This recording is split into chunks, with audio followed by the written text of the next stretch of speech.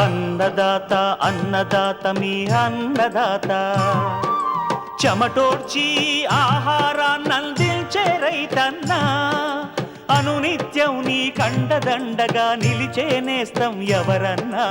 అన్నదాత అన్నదాత మీ అన్నదాత.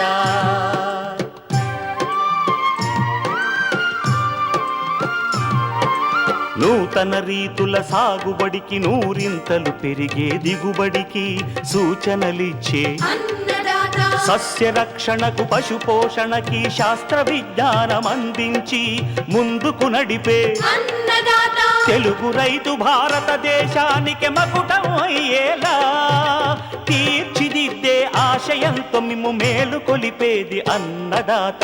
అన్నదాత అన్నదాత మీ అన్నదాత. అన్నదాత అన్నదాత మీ అన్నదాత. అన్నదాత ప్రేక్షకులకు నమస్కారం. ఈనాటి ముఖ్యాంశాలు: ఉత్తర కోస్తాలో ఖరీఫ్ వరిలో సమగ్ర ఎరువుల యాజమాన్యం, వేరుశెనగ సోయా చిక్కుడు పైర్లను నష్టపరుస్తున్న పొగాకు లద్దె పురుగు నివారణ, టమాటాలో సూది పురుగు సమగ్ర సస్యరక్షణ చర్యలు,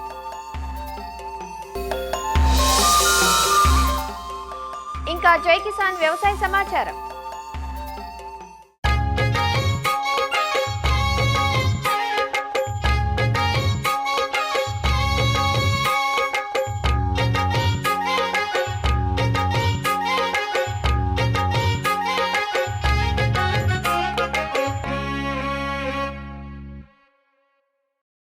పంటల్లో అధిక దిగుబడుల సాధనకు మేలైన సాగు పద్ధతుల్లో పోషక యాజమాన్యానిది ప్రధాన భూమిక.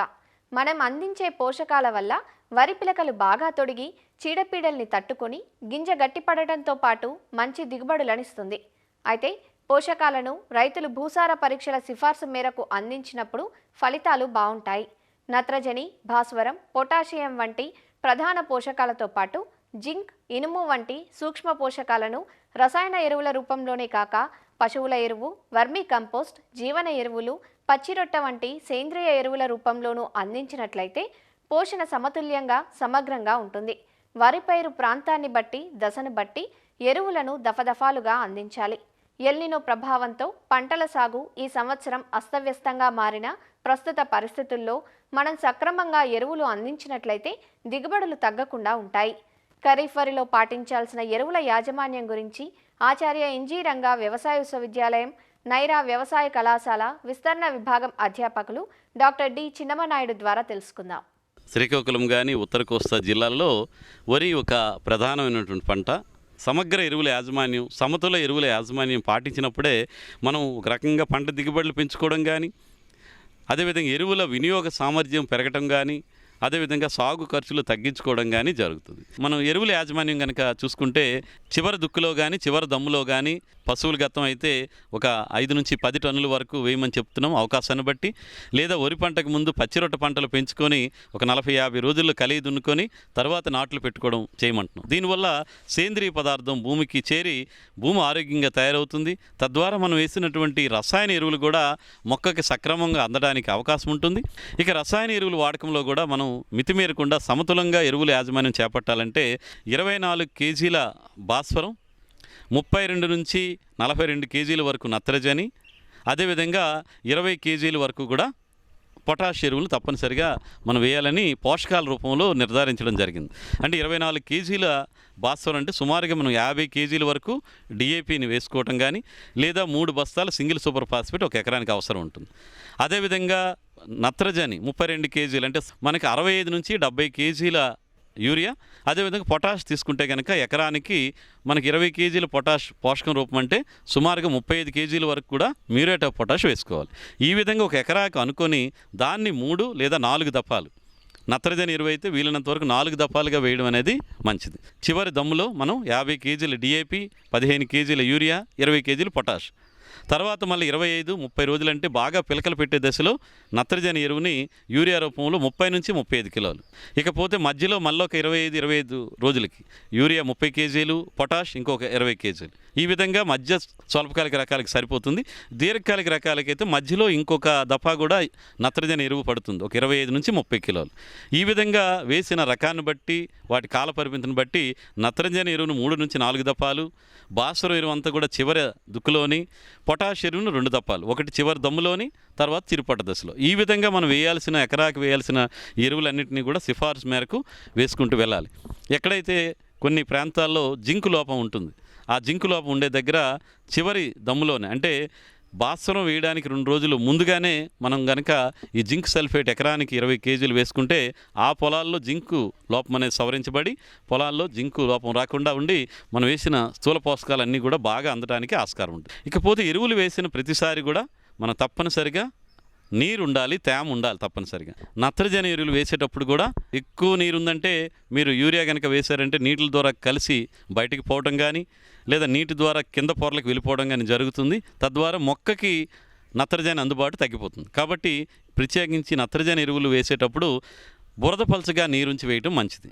మనం కనుక ఎరువుల యాజమాన్యం సక్రమంగా చేస్తే ఎరువుల వినియోగ సామర్థ్యం పెరుగుతుంది. తద్వారా మనం వేసిన ఎరువులన్నీ పంట బాగా తీసుకొని దిగుబడులు పెరుగుతాయి.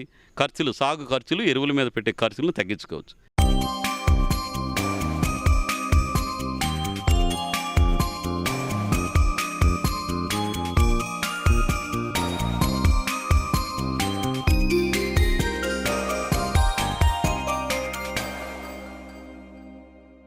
స్వల్పకాలంలో పంట చేతికొచ్చి మంచి రాబడిని ఇచ్చే పంటగా సోయా చిక్కుడు రైతుల ఆదరణ పొందుతోంది. ఉత్తర తెలంగాణ జిల్లాల్లోనూ ఇటీవలి కాలంలో గుంటూరు జిల్లాల్లోనూ సోయా చిక్కుడును సాగు చేస్తున్నారు. అలానే వర్షాధారంగా రైతులు అధిక విస్తీర్ణంలో సాగు చేసే నూనె గింజల పంట వేరుశెనగ. సోయా చిక్కుడు, వేరుశెనగ పైర్లకు అధిక నష్టం కలిగించే పురుగు పొగాకు లద్దె పురుగు. ఈ పురుగు నివారణకు కేవలం రసాయనాల మీదనే ఆధారపడకుండా సమగ్ర చర్యలను ఆచరణలో పెడితే ఖర్చులను అదుపులో ఉంచుతూ పురుగును సమర్థవంతంగా నివారించవచ్చు. పొగాకు లద్దె పురుగు నివారణకు చేపట్టాల్సిన సమగ్ర సస్యరక్షణ పద్ధతుల గురించి ఇప్పుడు తెలుసుకుందాం.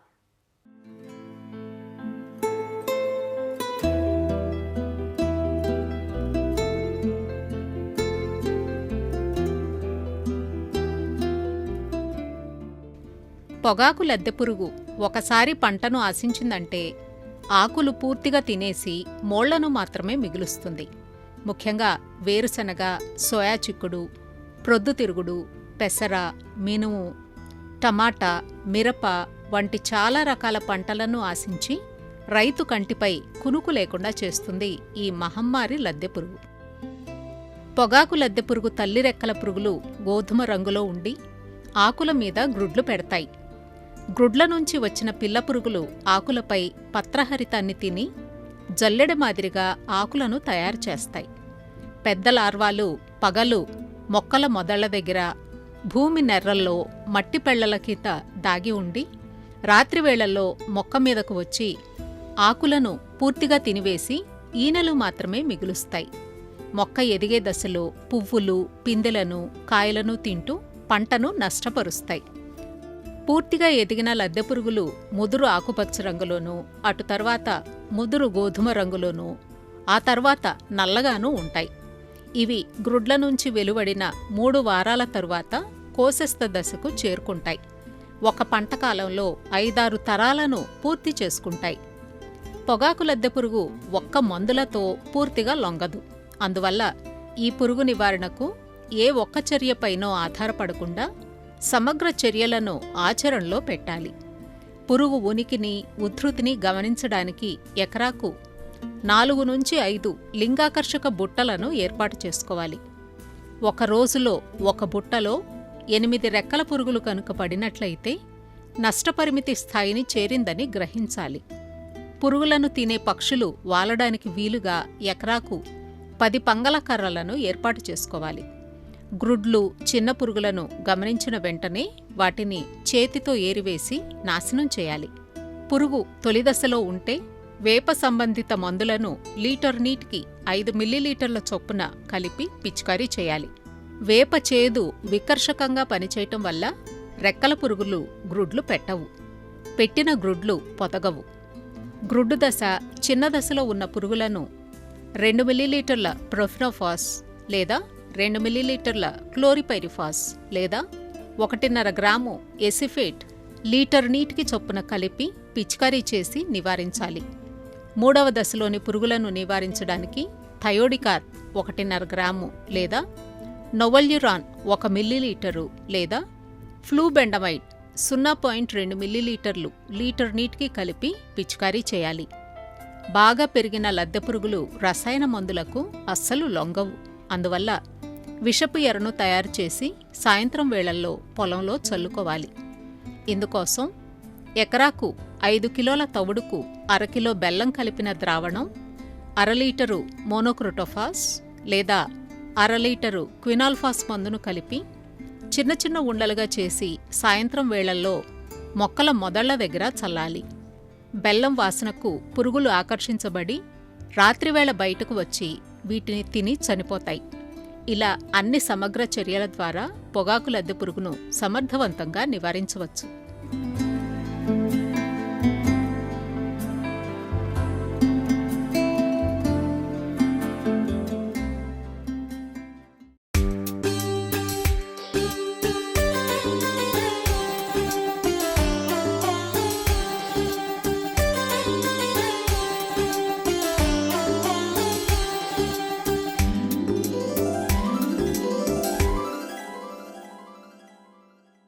అన్ని కాలాల్లోనూ రైతులకు నమ్మకమైన స్థిరమైన రాబడినిచ్చేవి నిత్యావసరాలైన కూరగాయలు. అందున టమాటాకు సంవత్సరమంతా డిమాండ్ ఉంటుంది. అందుకే ధరల ఆటుపోట్లు కూడా ఈ పంటకు ఎక్కువే. ఈ ధరల ఆటుపోట్లకు తోడు గత 4-5 సంవత్సరాలుగా ఊజీ ఈగగా రైతులు వ్యవహరిస్తున్న సూది పురుగు టమాటా రైతు కంటి మీద కునుకు లేకుండా చేస్తోంది. ఈ పురుగు కాయపైన సూదిమొన లాంటి రంధ్రం చేయటంతో పిన్వామ్ అనే పేరు వచ్చింది. పిన్వామ్ వల్ల కాయలు కుళ్ళిపోయి దిగుబడులు తగ్గిపోతాయి. ఈ సూది పురుగు నివారణకు సమగ్ర సస్యరక్షణ చర్యలను చేపట్టాలంటూ సూచనలిస్తున్నారు ప్రొఫెసర్ జయశంకర్, తెలంగాణ రాష్ట్ర వ్యవసాయ విశ్వవిద్యాలయం డిండి కృషి విజ్ఞాన కేంద్రం శాస్త్రవేత్త స్నేహలత. లబ్ధిదాయక కూరగాయల పంటల్లో చూసుకున్నట్టయితే టొమాటో ఒకటి. శీతాకాలంలో ఇంకెక్కువ ఫలితాలు ఇస్తూ కాయ పెద్దగా రావడమే కాకుండా నాణ్యమైన కాయల్ని తీస్తూ రైతులంతా అధిక దిగుబడులు, ఆదాయాన్ని పొందుతుంటారు. ఈ సున్నితమైన పంటకు సూది పురుగు అనేది ఎక్కువ వ్యాప్తించింది. దీని జీవన చక్రం చూసుకున్నట్టయితే ముందుగా రెక్కల పురుగు. దీనికి గోధుమ రంగు రెక్కలు కలిగి ఉంటుంది. రెక్కల పైన నల్లటి మచ్చ ఉంటుంది. అది 10 రోజులు జీవించిన కాలంలో ఆకుల అడుగు భాగాన గుడ్లు పెడతా ఉంటుంది అనమాట.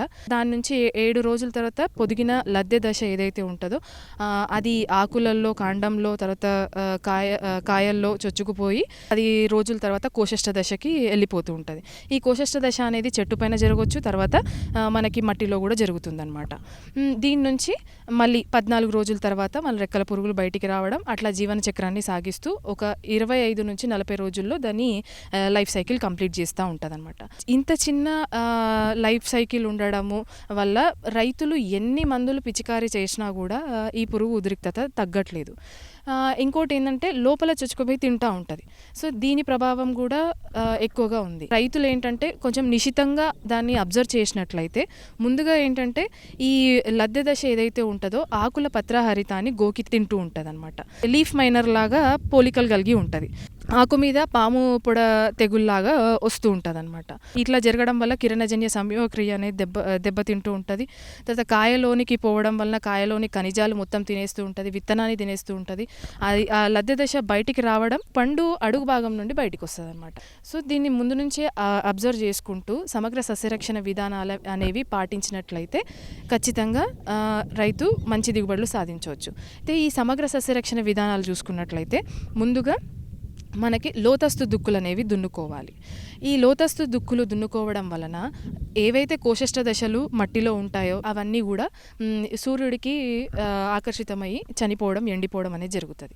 ఈ సూది పురుగుకి మనకి బార్డర్లో జొన్న కానీ, మొక్కజొన్న కానీ, లేకపోతే సజ్జ ఇట్లాంటివి వేసుకోవడం వలన ఒక్క పొలం నుంచి ఇంకొక పొలంకి వ్యాప్తించకుండా ఉంటుంది అనమాట. మెయిన్ ఫీల్డ్కి ఇది ట్రాన్స్ప్లాంట్ చేసుకున్న తర్వాత 10 నుంచి 15 పచ్చ జిగురా కట్టలు అనేవి అక్కడక్కడ అమర్చుకున్నట్లయితే ఎగిరే రెక్కల పురుగు అనేది వాటికి పేరుకుపోవడం వలన మనకి పురుగు ఉద్రిక్తత స్టార్ట్ అయింది పురుగు అనేది మనకు తెలుస్తూ ఉంటుంది.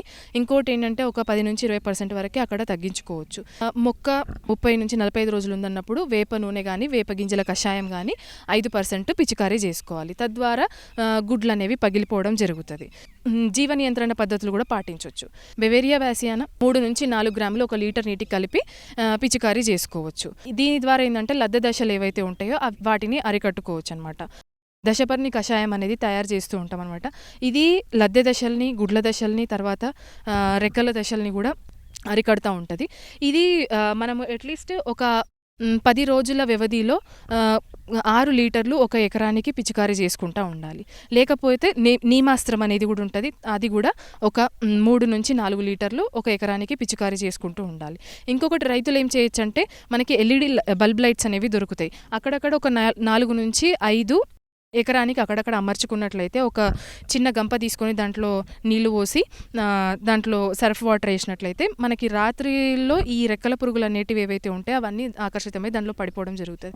సో ఇలా అన్ని పద్ధతులు అంటే జీవ నియంత్రణ పద్ధతులు, తర్వాత మనం పిచికారీ చేసుకునే పద్ధతులు అన్నీ సమగ్ర విధంగా చేసుకున్నట్లయితే రైతు ఖచ్చితంగా వాళ్ళు పెట్టే ఖర్చు తగ్గించుకోవచ్చు. తర్వాత నాణ్యతమైన పంటల్ని తీయొచ్చు.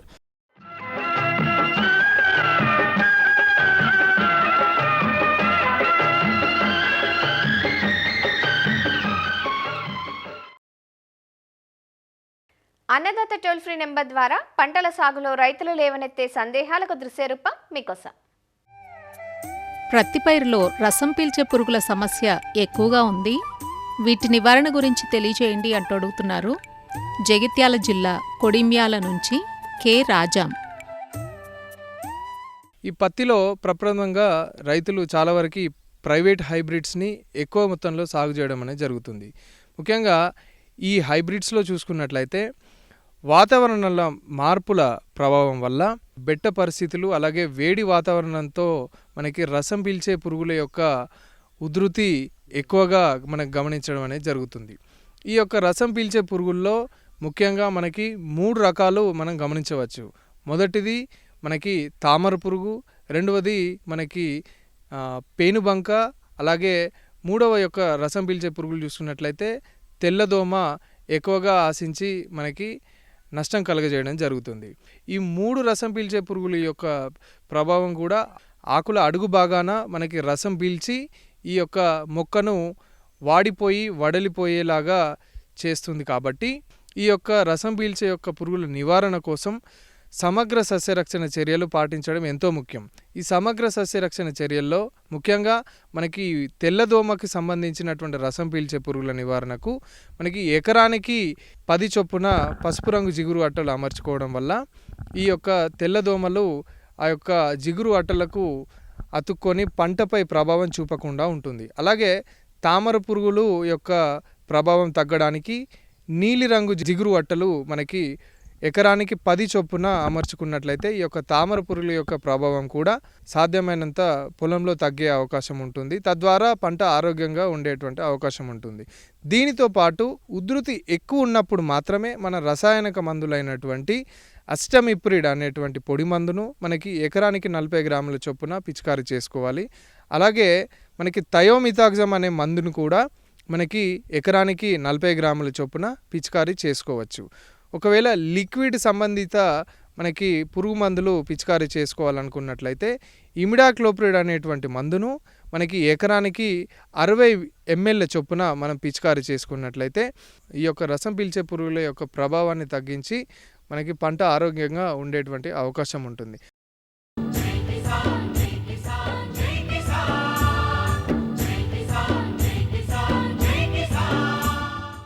వ్యవసాయ సమాచారం ఇప్పుడు జై కిసాన్లో చూద్దాం.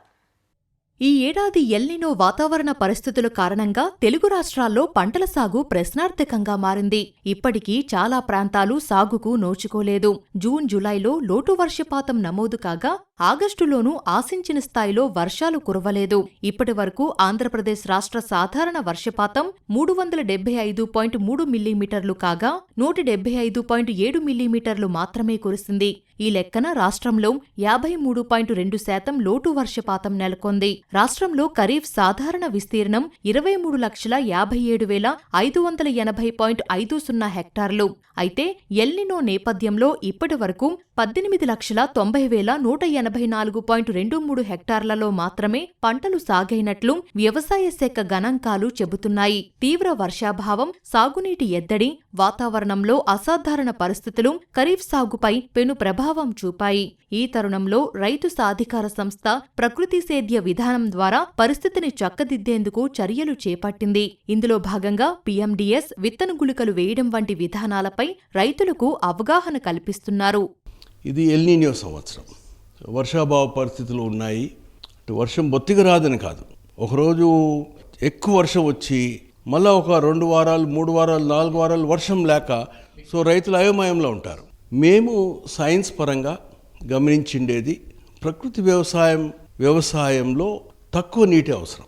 దాంతోపాటు ఈ విత్తన గుళికల తయారీ చేయడం అనేది ఒక 3 సంవత్సరాల నుంచి మేము టెస్ట్ చేస్తున్నాం. సో ఈ పెలెటెడ్ సీడ్స్ అంటే విత్తన గుళికలు, విత్తనాన్ని బీజామృతంతో ట్రీట్మెంట్ ఇచ్చి క్లే పౌడర్, ఆ తర్వాత ఘనజీవామృతం పౌడర్, ఆ తర్వాత యాష్, ఈ కోటింగ్ కూడా ఇది చాలా సులభము, రైతులు స్వయంగా చేయొచ్చు.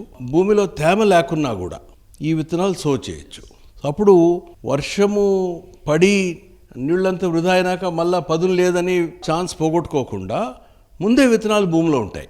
సో కొంత వర్షం వచ్చినా కూడా మొలకెత్తడము, కొంచెం బెట్ట కూడా తట్టుకుంటాయి. ఇవి చాలా రాష్ట్రాలలో భూములు సోయింగ్ జరగలేదు, పంట వేయటం లేదు. ఎందుకంటే ఏ శాస్త్రవేత్తలు కూడా ఇలాంటి పదులు లేకుండా విత్తనం వేయమని ఎవరు చెప్పరు. కానీ మనము ప్రకృతి వ్యవసాయంలో ఈ ఇన్నోవేషన్ కనుక్కున్నాం కాబట్టి రైతులకు నిర్భయంగా పొడి నేలల్లోనే ఈ విత్తన గుళికల ద్వారా మీకు నచ్చిన పంటలు మీరు తీసుకోవచ్చు అనేది ఇది రైతుల దగ్గరికి వెళ్ళాము.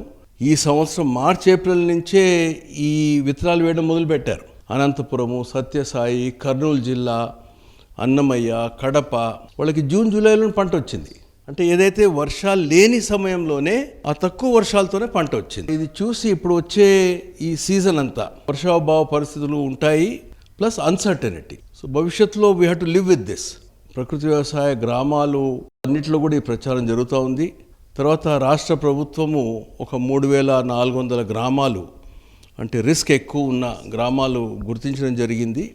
అక్కడ అన్ని గ్రామాల్లో కూడా ప్రతి రైతు దగ్గరికి వెళ్ళి వారు పంట వేశారా లేదా, పంట వేస్తే ఆ పరిస్థితి ఎలా ఉంది, పంటగిన వెదరింగ్ కండిషన్లో ఉంటే దానికి ప్రకృతి వ్యవసాయ సొల్యూషన్స్ ఏమున్నాయి, అంతర పంటలు వేయకపోతే మటుకు ఈ విత్తనాలు పిఎండిఎస్ అంటాం, ప్రీ మాన్సూన్ డ్రై సోయింగ్ అని ఒక 30 రకాల విత్తనాలు, మిల్లెట్స్ ఉంటాయి, పల్సెస్ ఉంటాయి, కొన్ని ఆయిల్ సీడ్స్ ఉంటాయి, వెజిటబుల్స్ ఉంటాయి, అంటే చాలా వైవిధ్యతతో కూడిన మిశ్రమం ఇది. సో ఆ విత్తనాలు వేయించి అదేమవుతుందంటే తక్కువ వర్షంతో కూడా జర్మినేట్ అయ్యి ఈ ప్రధాన పంటకు కూడా సపోర్ట్ చేస్తాయి. ఒకవేళ ఈ ప్రధాన పంట రాకపోయినా కూడా ఈ అంతర పంటలు వస్తాయి. సో రైతుకి ఒక రక్షణ ఇది.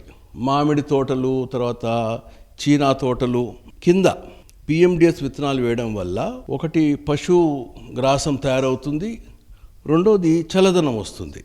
సో ప్రధాన పంటకు కూడా చాలా మేలు జరుగుతుంది. ఏదైనా భూములు ఫాలోగా ఉంటే, అంటే ఎవరు విత్తనాలు వేయకపోతే కనీసం పశుగ్రాసం కోసమన్నా ఈ పిఎండిఎస్ విత్తనాలు వేయమని చెప్తున్నాం. సో ఇది క్యాంపెయిన్ నడుస్తుంది. ఇప్పుడున్న పరిస్థితుల్లో పంట వేసిన రైతులకు కూడా ఇబ్బందులు ఉన్నాయి. వారికి రిస్క్ తగ్గించడానికి వారి వేసిన పంటల్లోనే ఇతర షార్ట్ డ్యూరేషన్ క్రాప్స్ని మేము అంతర పంటలకు ఇస్తున్నాము. ఇంకోటి పంట వెయ్యని రైతు ఖాళీగా ఉండకూడదని ఇదొక పెలెటెడ్ సీడ్స్తో విత్తన గుళికల ద్వారా ఈ పంట వేయిస్తున్నాం. రాష్ట్రమంతటా 23 లక్షల మంది రైతులు 25 లక్షల ఎకరాలకు టార్గెట్ పెట్టుకున్నాము. ఇప్పటివరకు ఒక 16 లక్షల మంది రైతులు 18 లక్షల ఎకరాల్లో చేయడం జరిగింది. హై రిస్క్ మోడరేట్ గ్రామాల్లో ఇంకా ఫోకస్డ్గా వెళ్ళి ఈ పని ఇంకొక 2 వీక్స్లో ఇది పూర్తి చేయాలి. మేము షార్ట్ డ్యూరేషన్ క్రాప్స్ ఒకటే చెప్పడం లేదు, ఇప్పటి నుంచి వచ్చే మే జూన్ వరకు భూమి కప్పి ఉంచాలని చెప్తున్నాం. సో అది ఈ మిశ్రమంలో ఏదైతే మేము సీడ్ మిక్స్ ఇస్తున్నామో దాంట్లో షార్ట్ డ్యూరేషన్ క్రాప్స్ ఉంటాయి, మీడియం డ్యూరేషన్ క్రాప్స్ ఉంటాయి, దీర్ఘకాలిక పంటలు ఉంటాయి. సో భూమి ఎప్పుడు కూడా కప్పి ఉంచాలి. ప్రీ మాన్సూన్ డ్రై సోయింగ్ విధానంతో పాటు విత్తన గుళికలు వేయడం వల్ల భూమికి సత్తువ పెరుగుతుందని, అలానే వర్షం పడిన వెంటనే విత్తనాలు మొలకెత్తి రైతుకు మేలు చేసే అవకాశం ఉంటుందంటూ అధికారులు చెబుతున్నారు. ఇప్పటికే అనంతపురం, కర్నూలు, కడప జిల్లాల్లో విజయవంతమైన ఈ కార్యక్రమాన్ని రాష్ట్రవ్యాప్తం చేసేందుకు రైతు సాధికార సంస్థ చర్యలు చేపట్టింది. మరిన్ని విభిన్న అంశాలతో రేపటి అన్నదాతలో మళ్ళీ కలుసుకుందాం. నమస్కారం. అన్నదాతలు తమ సందేహాలు, సమస్యలను 1800-425-4085 టోల్ ఫ్రీ నెంబర్లో ఉదయం 10 గంటల నుంచి 11 గంటల మధ్య పని దినాలలో సంప్రదించగలరు. ఈ కార్యక్రమాన్ని యూట్యూబ్లో www.youtube.com/annadaata ETV లింక్ ద్వారా వీక్షించవచ్చు.